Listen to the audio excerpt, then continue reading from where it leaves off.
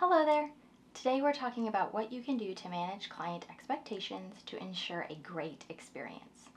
If this is something you are interested in learning about, stay tuned.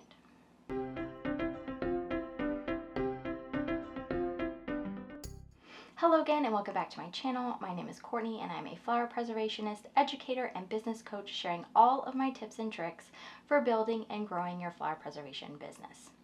I'm thrilled to have you here today, especially if you're new to the world of business. Let's dive into how you can effectively manage client expectations, something that is crucial for a smooth and successful business journey. Managing client expectations is absolutely vital in any service-based business, especially in a creative field like flower preservation. When clients understand the process and potential outcomes, they're more likely to have realistic expectations and be satisfied with the final product. Transparency is key here. Explaining the preservation process from the nuances of flower drying to the intricacies of working with resin, this helps client appreciate the craftsmanship involved and sets a clear picture of what to expect. Now, on the other hand, when expectations aren't properly managed, it can lead to misunderstandings and disappointment. For instance, a client might expect their flowers to look exactly the same as when they were fresh, not realizing that color changes can occur. By not addressing these details up front, you risk creating a situation where the client feels let down or misled. And this can harm your reputation and lead to difficult conversations. That's why it's so important to communicate openly and honestly from the very beginning. Now, let's talk about some practical ways to manage these expectations effectively.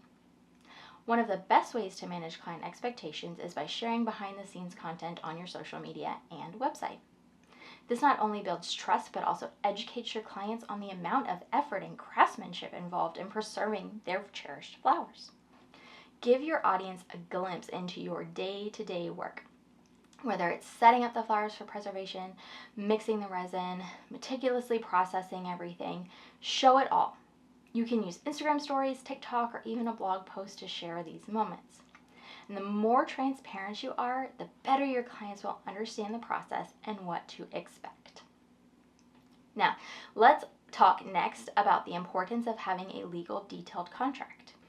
This document should outline the entire process from start to finish, making sure to include specifics like the timeline, payment terms, steps involved, what happens if something unexpected occurs, anything that you can think of that might be a question for someone you'll want to put into your contract.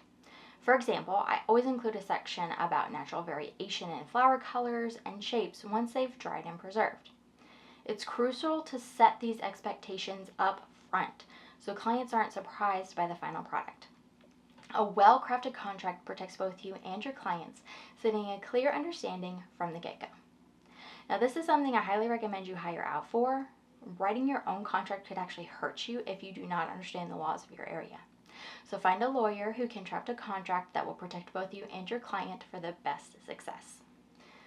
Now, great communication is also key in any business, but especially in a creative one like preservation. There are various ways to keep the lines of communication open with your clients. I personally like to use emails to check in with my clients. This keeps the client informed and reassured throughout the process. You can set up automated email sequences that notify clients at different stages too, like when you've received their flowers, when you've actually started the process, when the final product is ready for delivery. Regular updates are a simple yet effective way to keep clients engaged and satisfied. Now, transparency is everything. We keep talking about this. You always want to explain how the preservation process works, the potential challenges, what clients can expect. For instance, again, we know that flowers change color, they can lose vibrancy. We know that resin can sometimes have minor imperfections. There's going to be bubbles. There's more than likely going to be a little hair in there. Sometimes things happen. A lot of things are out of your control, and that has to be something that you let them know upfront. It's important to educate your clients on all of these aspects so that they're not disappointed. Be upfront about the realities of working with organic materials and resin.